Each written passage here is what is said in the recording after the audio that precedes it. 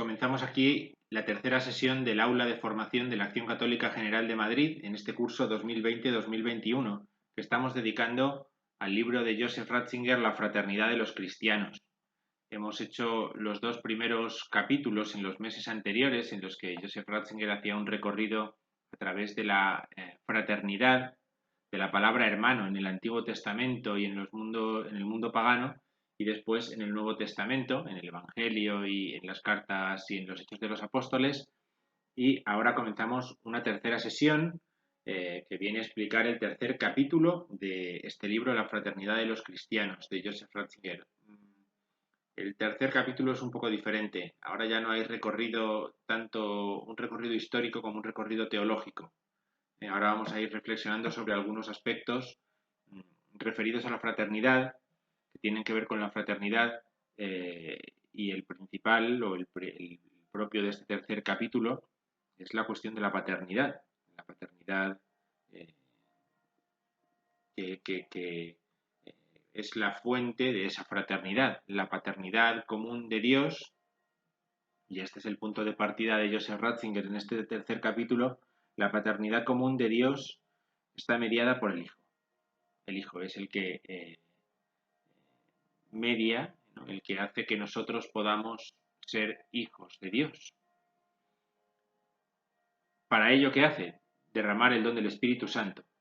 Entrega el don del Espíritu Santo y el Espíritu Santo es el que realiza esa filiación o esa paternidad de Dios, en este caso, con respecto a nosotros, una íntima fraternidad, una íntima filiación, ¿no? la que se establece por el don del Espíritu Santo. Dice Joseph Ratzinger, cuando introduce este capítulo en su libro, que la paternidad de Dios confiere a la fraternidad cristiana su verdadera solidez. Su verdadera solidez. La paternidad de Dios confiere a la fraternidad cristiana su verdadera solidez. Aquí encontramos un punto crucial, que es la necesidad de entender bien esta paternidad de Dios. ¿Qué significa decir que Dios es Padre? Sobre Dios Padre pueden hablar las religiones mitológicas. Dios Zeus, ¿no? Por ejemplo. Sobre Dios Padre puede hablar también la filosofía griega, dice Ratzinger en el libro. Platón habla, por ejemplo, de un Dios Padre. Sobre un Dios Padre, lo vimos también en el primero de los capítulos de este libro, recuerda Ratzinger que habla también el deísmo ilustrado. La ilustración también llega a la conclusión, o también tiene ese elemento característico que es una fraternidad de un Dios que es Padre, ¿no? Con respecto a un Padre que hace hermanos, ¿no? Bueno, el lema de la ilustración, ¿no? Libertad, igualdad y fraternidad, ¿no? Pues la fraternidad viene de un Dios que es Padre. Pero en todos estos casos no se trata del Padre Nuestro, que podríamos decir nosotros. No se trata del Padre Nuestro. Es una forma de paternidad celeste, un Padre cósmico, un Padre no personal, no es un Padre que se relaciona con los que son sus hijos, con los que son hermanos entre sí. No es ese tipo de paternidad la de todos estos pueblos, ¿no? Es un Dios cósmico, un Dios, bueno, pues es el Dios propio de los pueblos sumerios, de los pueblos babilonios, de los egipcios también, un Dios cósmico, un Dios que proviene de alguna forma de la naturaleza. No es esa la paternidad de Dios que nosotros, ni el pueblo de Israel ni el pueblo cristiano reconocen. Al contrario, solamente en la Sagrada Escritura el Dios Padre no es parte del cosmos, sino el origen del cosmos. Esto que nosotros ya tratamos en el aula hace un par de cursos, o al principio del curso pasado, cuando hablamos del tiempo, el Dios que crea el cosmos, que crea el tiempo, es el origen.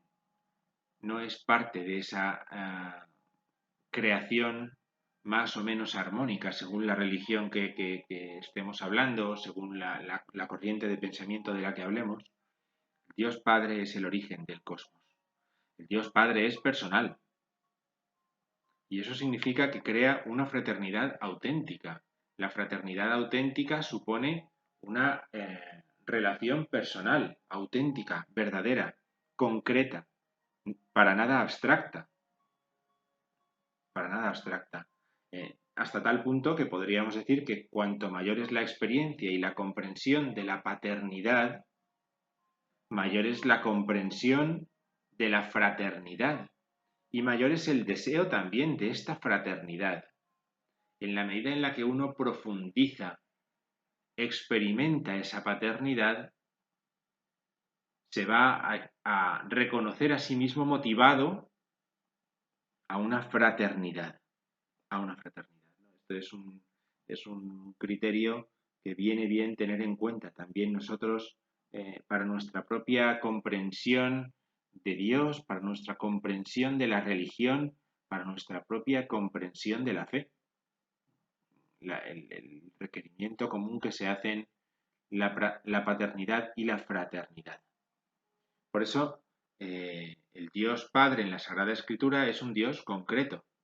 Es el Dios de Abraham, es el Dios de Isaac, es el Dios de Jacob. Este Dios del Antiguo Testamento es aquel que se ha revelado a un pueblo.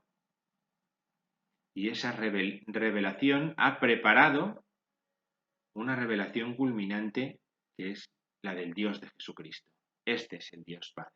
Tiene un librito de Joseph Ratzinger, que se llama también así, El Dios de los Cristianos, en el que él explica esa paternidad, ¿no? Hace un recorrido por las tres personas, viene a ser como un pequeño resumen de introducción al cristianismo, y él explica cómo las tres personas, estas tres personas, Abraham, Isaac y Jacob, los patriarcas, los grandes patriarcas, pues manifiestan, o en ellos se manifiesta, en la relación que ellos tienen con Dios, se manifiesta la paternidad como una característica propia de este Dios, que es el Dios de Jesucristo. Es un Padre, por lo tanto, y eso es lo que significa que sea el Dios de Abraham, el Dios de Isaac, el Dios de Jacob, es un Padre que habla a los hombres.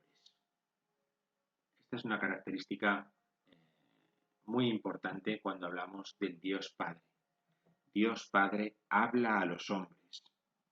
El Padre es un interlocutor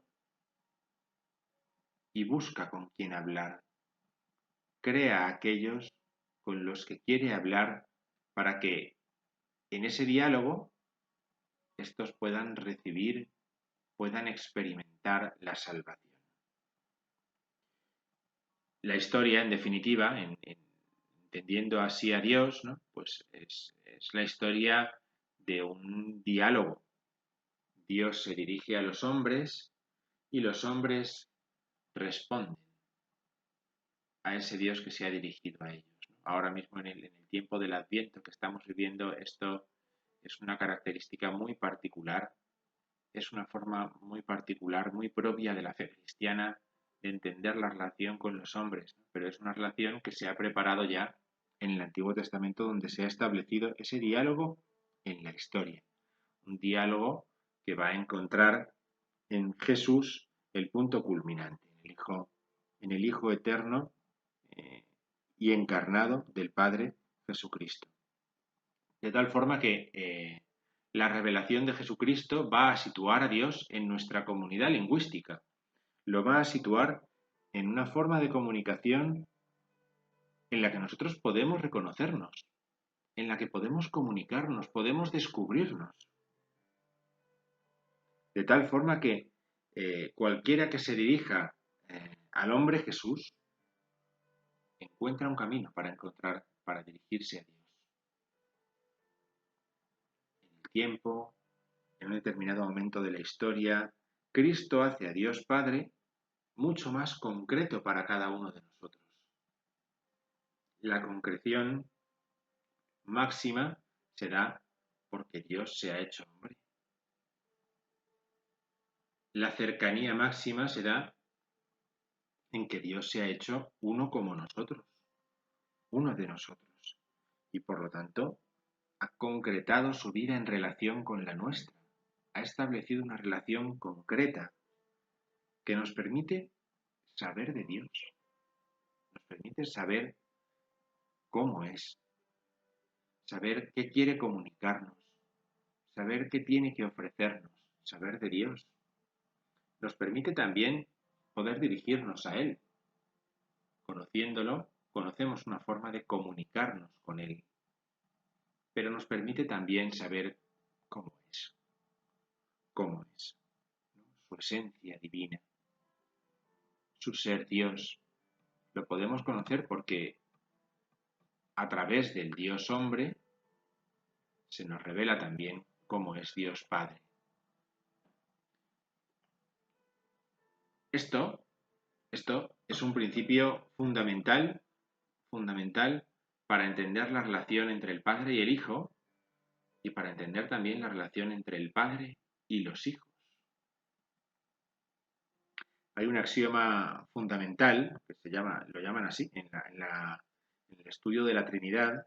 El axioma fundamental consiste en afirmar que la Trinidad inmanente se revela en la Trinidad económica. La Trinidad inmanente es lo que Dios es, Padre, Hijo y Espíritu Santo. Dios, tres personas, un solo Dios. Y esto lo conocemos porque Dios se ha revelado en la historia. Esa es la Trinidad económica. El Padre que se ha acercado a los hombres, que se ha ido habituando a los hombres en el Antiguo Testamento. El Hijo, plenitud de la revelación. El Espíritu como el don por el que los hombres somos santificados, por el que nosotros podemos asumir en nuestra vida, en nuestro ser, el ser de Dios, ¿no? Por eso la relación entre el Padre, el Hijo y los hijos, la relación con la Trinidad económica, es una relación que nos permite entender también nuestra relación con la Trinidad inmanente. Y de esta forma, por medio de este axioma fundamental referido a la Trinidad, es por lo que también se puede, desde esta perspectiva, acercar el misterio de la paternidad y de la filiación. Dios en el Antiguo Testamento se va comunicando, se va revelando, Él gestiona su manifestación en medio de los hombres, gestiona su manera de dejarse ver, su manera de comunicar la gracia que nos salva, que es lo que Él quiere ofrecernos, ¿no? Y esa gestión, esa economía que Él desarrolla, permite que nosotros comprendamos qué es lo que está queriendo ofrecernos, cuál es el misterio de su voluntad. En el Antiguo Testamento, podríamos decir también, existen dos formas distintas de paternidad y dos formas distintas de filiación. Y esto hay que poder entenderlo, hay que saber hacer este ejercicio de entender estas dos formas de paternidad y de filiación que no se oponen la una a la otra, sino que la primera se encamina a la segunda. Las dos formas de paternidad divina son aquella que es por creación y aquella que es por elección. Hay una filiación de todos los pueblos con respecto a Dios porque Dios los ha creado. Sencillamente. Sin embargo, hay una filiación distinta porque Dios ha elegido al pueblo de Israel. En cada una de estas formas de paternidad hay como consecuencia una forma de filiación.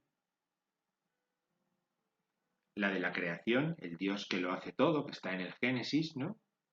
Y la segunda, una filiación que encontramos, por ejemplo, en el Éxodo capítulo 4, versículos 21 a 23, donde Dios dice así a Moisés: Cuando vuelvas a Egipto, fíjate en todos los signos que yo he puesto en tus manos y realízalos ante el faraón.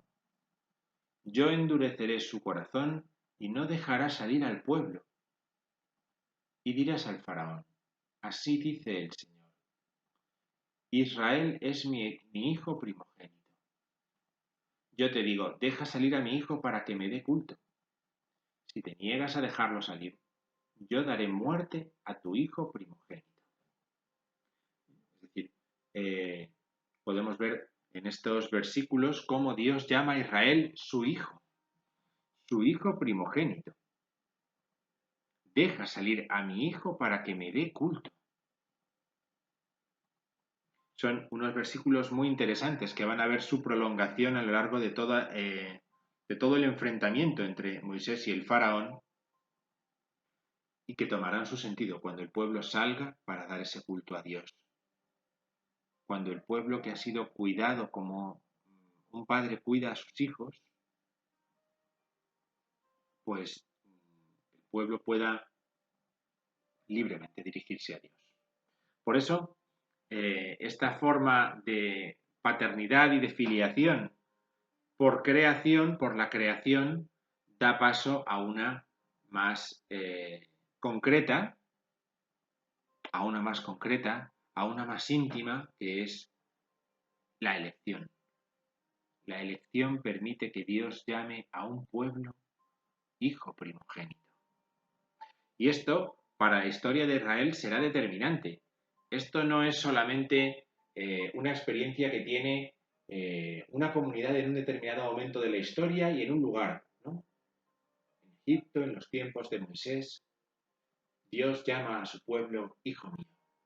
No, esto no sucede solamente allí, no sucede solamente en esa circunstancia, sino que es algo que Israel va a poder experimentar durante todo su camino, hasta tal punto que en ese proceso de configuración del pueblo de Israel va a llegar un momento crucial, que es Israel ya se ha asentado, Israel ya tiene un territorio, Israel ha tomado la tierra de Canaán, Israel ha experimentado el cuidado de Dios en unos personajes misteriosos, los jueces, pero en un determinado momento pide tener un rey. Israel quiere un rey. La figura del rey es una figura de gran importancia para el pueblo de Israel.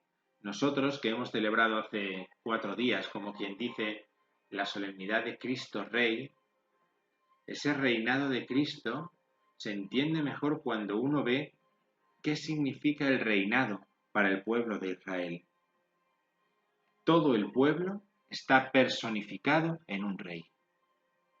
El rey es uno, pero en ese rey están todos.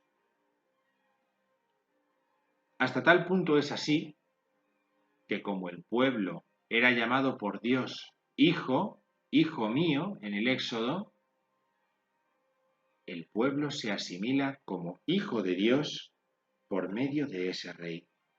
Podemos recorrer algunos de los pasajes más conocidos de ese momento de la historia, que es la creación, ¿no? la institución del reinado, como por ejemplo podemos leer el segundo libro de Samuel, el versículo 14, o ese pasaje completo. Pues bien, el Señor te anuncia que te va a edificar una casa. En efecto, cuando se cumplan tus días y reposes con tus padres, yo suscitaré descendencia tuya delante de ti. Al que salga de tus entrañas le afirmaré su reino. Será él quien construya una casa a mi nombre, y yo consolidaré el trono de su realeza para siempre. Yo seré para él un padre, y él será para mí un hijo. Si obra mal, yo lo castigaré con vara y golpes de hombres. Pero no apartaré de él mi benevolencia, como la aparté de Saúl, al que alejé de mi presencia. Tu casa y tu reino se mantendrán siempre firmes ante mí. Tu trono durará para siempre. Bien, está claramente Dios está dirigiendo a David, Dios está dirigiendo al que va a ser el rey que unifique el reino del norte con el reino del sur, y el rey que fortalezca ese gobierno eh, para mostrar el reinado de Dios. Esta imagen que aparece en el segundo libro de Samuel, yo seré para él un padre y él será para mí un hijo, es la renovación de la alianza. La renovación de la alianza. La alianza no supone solamente una cercanía, la alianza supone una filiación. La alianza no es solamente lo que experimenta Israel cuando sale de la esclavitud en Egipto y cruza el mar. La alianza es también el cuidado paternal que Dios va a ejercer sobre su pueblo, Pensemos, por ejemplo, en el Salmo segundo, que es otra cita muy interesante en este sentido. El Salmo segundo dice de la siguiente forma: ¿por qué se amotinan las naciones y los pueblos planean un fracaso? Se alían los reyes de la tierra, los príncipes conspiran contra el Señor y contra su Mesías. Rompamos sus coyundas, sacudamos su yugo. El que habita en el cielo sonríe, el Señor se burla de ellos. Luego les habla con ira, los espanta con su cólera. Yo mismo he establecido a mi rey en Sión, mi monte santo. Voy a proclamar el derecho del Señor. Él me ha dicho: tú eres mi hijo, yo te he engendrado hoy. El vocabulario, como vemos, es similar. En este Salmo segundo, salmo que la Iglesia reza el día de Navidad, reza reconociendo la filiación del Hijo, pero aquí atribuido al pueblo de Israel. En David está el pueblo de Israel. No es que David, por ser el rey, sea asimilado como hijo de Dios, sino que todo su pueblo está en David. Otro salmo, también muy conocido, el Salmo 89, dice de la siguiente manera: encontré a David, mi siervo, lo he ungido con óleo sagrado, para que mi mano esté siempre con él y mi brazo lo haga valeroso. No lo engañará el enemigo ni los malvados lo humillarán. Ante él desharé a sus adversarios y heriré a los que lo odian. Mi fidelidad y misericordia lo acompañarán, por mi nombre crecerá su poder. Extenderé su izquierda hasta el mar y su derecha hasta el gran río. Él me invocará: tú eres mi Padre, mi Dios, mi roca salvadora, y lo nombraré mi primogénito, excelso entre los reyes de la tierra. Hay una promesa en este salmo, en estos versículos, que vemos claramente una promesa de Dios hacia su primogénito, de Dios hacia David, de Dios hacia el pueblo de Israel. David no era el primogénito de su padre, David era el pequeño. Sin embargo, en él se personifica el primogénito de Dios, que es Israel, el pueblo que él se escogió. Aquí entendemos bien la importancia que tiene ese sentido corporativo en la figura del rey, en la figura de aquel que es elegido por Dios como rey para Israel. Elegir a un hijo es una manera de significar que la filiación viene por una elección. Por una elección. Ya hablamos algo de esto en la primera sesión del aula, en la sesión de octubre, cuando hablábamos también de la importancia que tiene la cuestión de la elección a la hora de que el hombre se pueda considerar hijo, elegido por Dios. La elección real, por lo tanto, y así terminaba el Salmo diciéndole: mantendré eternamente mi favor y mi alianza con él será estable. Esa elección es para siempre. Esto es muy importante, ¿no? Ya no es como Saúl, que perdió todos sus beneficios, que perdió la importancia de su elección. En David se ha mejorado se ha mejorado esa realeza y la realeza es una realeza que ya es eterna. Es muy interesante poder entender cómo el pueblo de Israel pasará por momentos de más cercanía con Dios, de más alejamiento de Dios.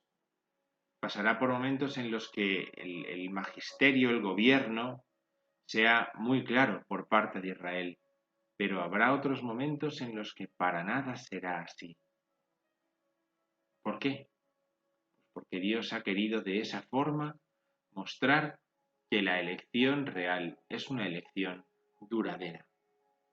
El reinado va a tener que ver con la eternidad, porque no se puede dejar de ser hijo. No se puede dejar de ser hijo.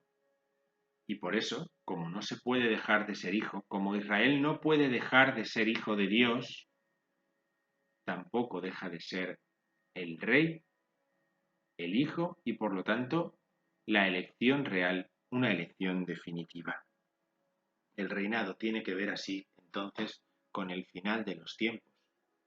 Y no podemos por menos de pensar de qué manera la fe nos ilumina ese reinado de Cristo. Vamos a esperar un poquito más, sin embargo, antes de adentrarnos en esa figura de Cristo, esa característica suya propia, ¿eh? Y vamos a continuar eh, profundizando un poco más en esta visión de Israel, en esta visión que Israel tiene eh, de sí mismo, de sí mismo, porque esa visión que tiene le hace llegar a una conclusión muy lógica y es, bien, si Israel es el hijo, si el reinado que él se le ha dado y esa filiación es para siempre, al final de los tiempos el rey será Israel. Al final de los tiempos, sentado en el trono, estará Israel. Por eso, precisamente por eso, porque al final sucederá de esta forma, Dios tendrá que venir, Dios tendrá que venir en la figura de un Mesías, de un rey, para impartir justicia. ¿Dónde estaba la justicia sino en las tablas de la ley? En las tablas de la ley. Y esto aparece reflejado ya en las parábolas. Las parábolas, aunque están en el Nuevo Testamento, manifiestan una forma de pensar que ya Israel tenía de sí en el Antiguo Testamento. Cristo personificará todo esto. Pero ya aparece, explica Joseph Ratzinger, en el Antiguo Testamento y manifiesta algo muy curioso, y es el concepto este de la personalidad global. El pleno Israel se manifestará en su reinado final. El pleno Israel se manifestará al final de los tiempos. Se verá el verdadero Israel. Claro, nosotros no podríamos quedarnos aquí. No podríamos. No podríamos quedarnos en esto porque si nos quedáramos aquí, pues nos daríamos cuenta de que hay algo que nos falta. Hay algo que no está completo. Bien, eso es precisamente por la naturaleza propia de esta historia de la salvación, de esta economía de la salvación. En el Nuevo Testamento, Jesús será reconocido por los evangelistas, por el cristianismo primitivo, por las primeras comunidades, como el Hijo de Dios, el Mesías.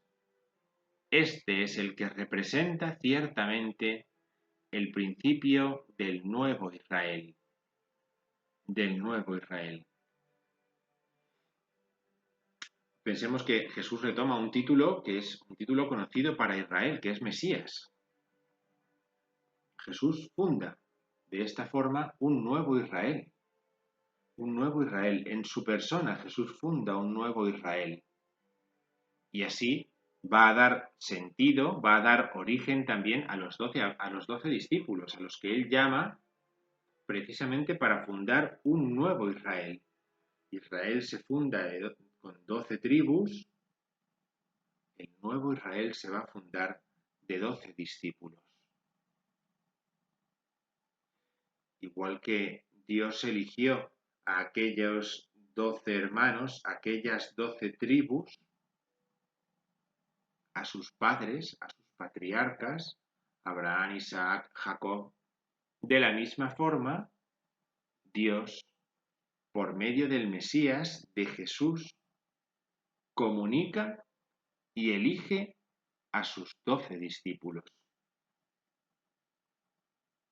Ellos son las 12 columnas del nuevo Israel. Podemos, por ejemplo, recordar un pasaje tan característico como Juan 1, 47-51, la llamada de Natanael. La llamada de Natanael, cuando en el primer capítulo del Evangelio según San Juan, Jesús va recorriendo las calles y llamando a los primeros de sus discípulos. Vio Jesús que se acercaba a Natanael y dijo de él: ahí tenéis a un israelita de verdad en quien no hay engaño. Natanael le contesta: ¿de qué me conoces? Jesús le responde: antes de que Felipe te llamara cuando estabas debajo de la higuera, te vi. Natanael respondió: Rabí, tú eres el Hijo de Dios, tú eres el Rey de Israel.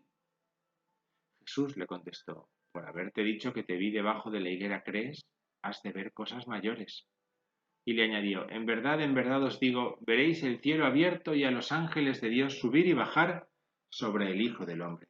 Pensemos por un momento en el sentido que tiene esta discusión de Jesús con Natanael, en la que aparecen todas estas expresiones. Jesús es el Hijo de Dios, Jesús es el Rey de Israel, Jesús es el Rabí, el Maestro. Jesús es el Hijo del Hombre. El Hijo del Hombre. Él es el que va a llamar a aquellos a los que va a hacer formar parte del nuevo Israel. El Rey de Israel llama a los que forman parte del nuevo Israel. Y podemos encontrar algo parecido un poquito más adelante en el Evangelio según San Juan, que manifiesta también ese espíritu católico, universalista, que hay en Jesús, y en el anuncio del Evangelio de Jesús, y en la fraternidad que Jesús promueve también, que es el encuentro con la samaritana, en Juan 4. Cuando Jesús le dice a la samaritana: si conocieras el don de Dios y quién es el que te dice, dame de beber, le pedirías tú y él te daría agua viva. La mujer le dice: Señor, si no tienes cubo y el pozo es hondo, ¿de dónde sacas el agua viva? Eres tú más que nuestro padre Jacob, que nos dio este pozo, y de él bebieron él y sus hijos y sus ganados. Cristo es más que el padre Jacob. Cristo es más porque él no da un agua cuya bebida sacia definitivamente la sed, sino al contrario. Jesús da un agua para la vida eterna, un agua para la vida eterna. En esta actitud de Jesús, en esta actitud que manifiesta su conciencia de que Él es en plenitud lo que Israel era solamente en sombra, de que Él es de una forma definitiva lo que para Israel solamente era pues una preparación, ¿no? Pues lo encontramos en Él, ¿no? Él es el Hijo. Y en el Hijo encontramos una forma de filiación nueva. ¿Qué importancia tiene aquí Juan 15? Yo soy la vid, vosotros los sarmientos. Vosotros los sarmientos. Los sarmientos son injertados a la vid y pueden dar fruto en la medida en la que han sido injertados en la vid y la vid los ha asumido como suyos. Cualquiera puede participar, aunque no todos han participado, o no todos participan de esta filiación, de este ser sarmientos de la vid. El universalismo que se da en la filiación de Jesús viene por la encarnación. Es en la encarnación donde Jesús propone esa nueva forma de relación que es la filiación de los hijos en Él que es el Hijo. En Él, ciertamente, en Él es en quien se puede decir Abba, Padre. Hay una nueva relación entre el Padre y el Hijo, una nueva relación en la que el hombre es introducido si es creyente. Abba, Padre, es la expresión del creyente. Es la expresión de aquel que reconoce por la fe que su relación con Dios es la relación con un Padre.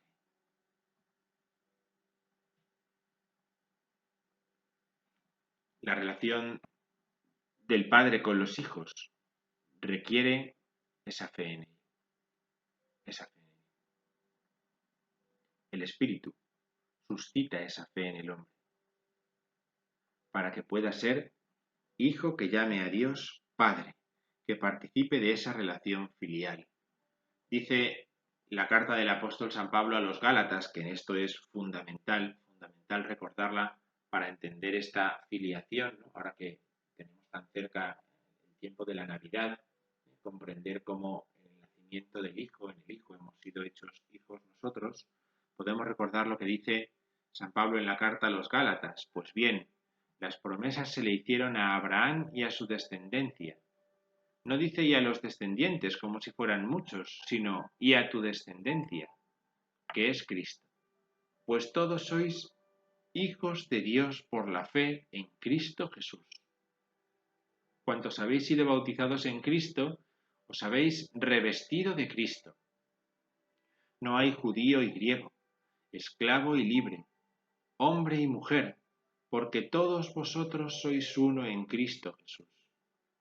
Y si sois de Cristo, sois descendencia de Abraham y herederos según la promesa. Hay una plena realidad ahora en Cristo Jesús de la paternidad, de la filiación, de la fraternidad. Hay una plena realidad por la relación que Cristo tiene con el Padre y por la relación que Cristo tiene con la Iglesia, que permite al hombre tener la certeza, la firmeza, la seguridad, la valentía propia de aquel que sabe que es hijo de Dios. Hijo en Cristo Jesús. Hijo unido a los otros hijos, con los que forman o conforman el Hijo de Dios. Dice un poquito más adelante, de hecho, la carta a los Gálatas. Como sois hijos, Dios envió a nuestros corazones el espíritu de su Hijo que clama Abba, Padre. Así que ya no eres esclavo, sino hijo. Y si eres hijo, eres también heredero por voluntad de Dios. O también en la carta a los romanos se hace referencia a esta misma expresión, ¿no? Podemos ver aquí el valor de esta expresión, la importancia que tiene para el cristianismo primitivo, para los cristianos de los primeros siglos. Cuantos se dejan llevar por el Espíritu de Dios, estos son hijos de Dios, pues no habéis recibido un espíritu de hijos de adopción, en el que clamamos, Abba, Padre. Ese mismo espíritu da testimonio a nuestro espíritu de que somos hijos de Dios y coherederos con Cristo, de modo que si sufrimos con Él, seremos también glorificados con Él.